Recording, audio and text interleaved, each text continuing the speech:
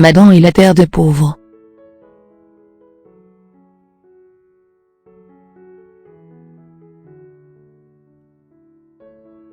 Dans une période difficile où la tragédie et l'injustice abondaient, vous dites que vous serez savouré par moi, vivait un jeune homme fort avec un grand cœur nommé Madan. Ce jeune homme grandissait dans une famille pauvre et vivait dans un pays appelé la terre de pauvres. Il échangeait beaucoup de professions et il ne continuait pas dans sa profession parce qu'il n'était pas d'accord pour tricher et tricheur, vol et voleur.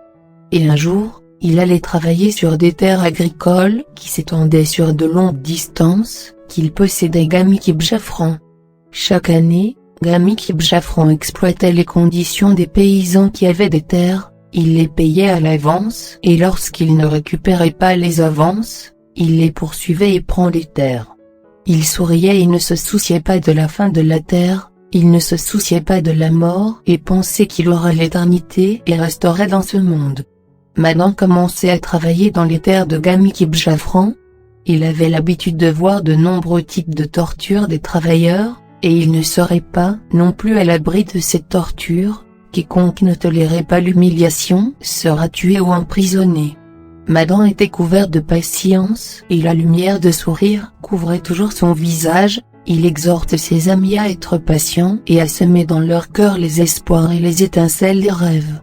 Le jour où il était sur le terrain, des gardes de Gamiki Bjafran venaient et commençaient à les battre, mais cette fois son cher ami Magour décéda, entouré par la sévérité des coups.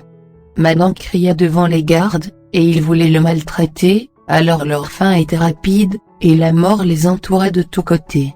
Il les tous tuait, transportait son ami et se dirigeait vers la maison de ce dernier pour célébrer les funérailles. Gamiki Bjafran entendait ce qui se passait et devenait presque fou et ordonna l'arrestation de Madan. Madan terminait la cérémonie des funérailles et enterrait son ami, et soudain, alors qu'il revenait du cimetière, il rencontra plusieurs gardes portant des épées, ils l'entouraient pour l'arrêter, il commença à enlever les coups et à sauter le sceau du lion sur sa proie, ils étaient morts, leur corps près du cimetière, coupés en morceaux. Madan allait chez lui et emportait tout ce dont il avait besoin pour quitter son pays, fuyant l'oppression de Gamiki Bjafran. Sur le chemin de son départ, il commençait à se souvenir de ce qui se passait et bien qu'il se défendait, il est maintenant au milieu des tourments de la conscience, parce qu'il est courageux et gentil et qu'il n'aime pas du tout tuer. Ce sont ses destins qui le faisaient prisonnier de sa pauvreté et de ses besoins qui le rendaient otage de légitime défense et de meurtre. Il passa d'un endroit à un autre où le monde était rempli de beaucoup de pauvres, de quelques riches, d'une petite fragmentation des luxuriants, très peu de pitié et de parenté familiale, beaucoup d'hypocrisie sociale et des volcans d'injustice qui plongeaient les gens dans les ténèbres. La plupart des gens demandaient de l'aide et délire, et il n'y a pas de sauveur autre que Dieu, le tout miséricordieux.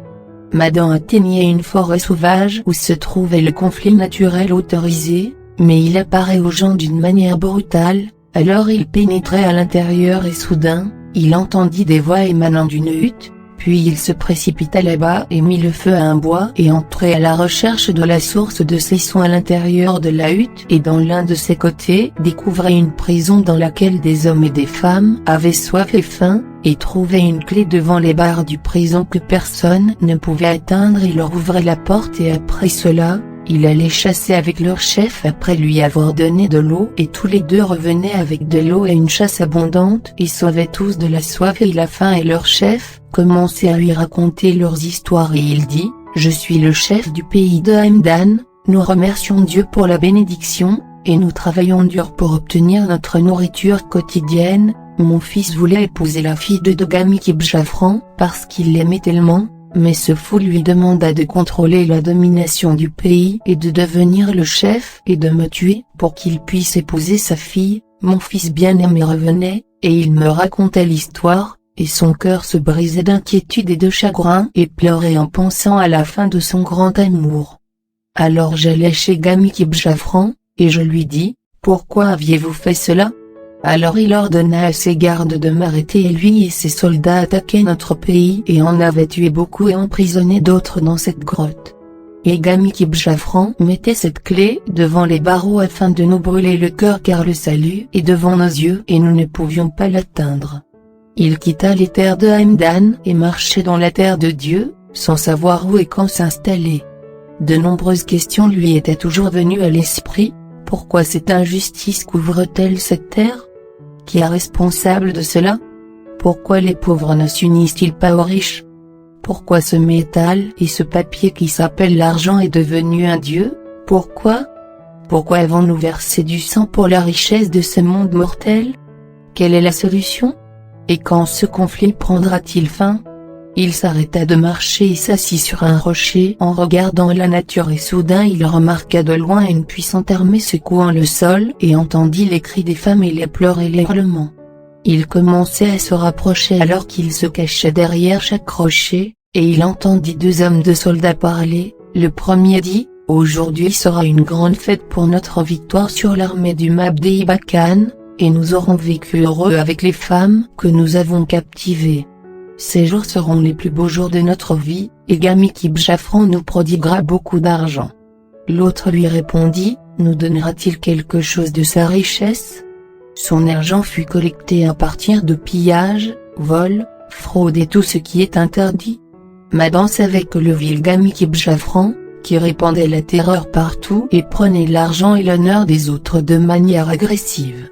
Il suivait le chemin d'où il venait et arrivait à l'entrée d'une ville, et il trouva un homme noyé dans son sang. Alors il lui demanda ce qui s'était passé et il lui répondit: « Je suis un soldat de Mabdei Bakan, c'est le roi de notre pays, et il a un bon cœur et un beau caractère. Les traîtres l'ont vendu à Gamiki Bjafran après que ce dernier était parmi ses domestiques. Il nettoyait son étable et lui embrassait les mains, mais il convoitait sa fille. Lorsqu'il trouva son rêve hors de portée, il volait au palais beaucoup d'or après avoir tué deux gardes et un serviteur et s'était enfui, et avec cette richesse il réussissait à commencer une vie pleine d'injustice sans fin. Il est finalement retourné en prison et Mabdei Bakan a captivé sa fille, et il n'était pas satisfait de cela, mais il tuait beaucoup de gens et captivait les femmes du pays. Madan quitta la ville et se rendait sur une montagne où beaucoup s'étaient installés.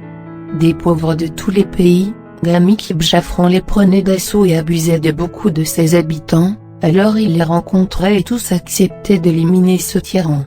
Il fallait rassembler une armée, et ils allaient à la terre de Hamdan, et c'est le fils de son chef qui gouvernait le pays parce que son père était emprisonné par Gamiki Bjafran pour la deuxième fois. Ils étaient invités et Madan était amené à organiser une armée pour lutter contre ce tyran.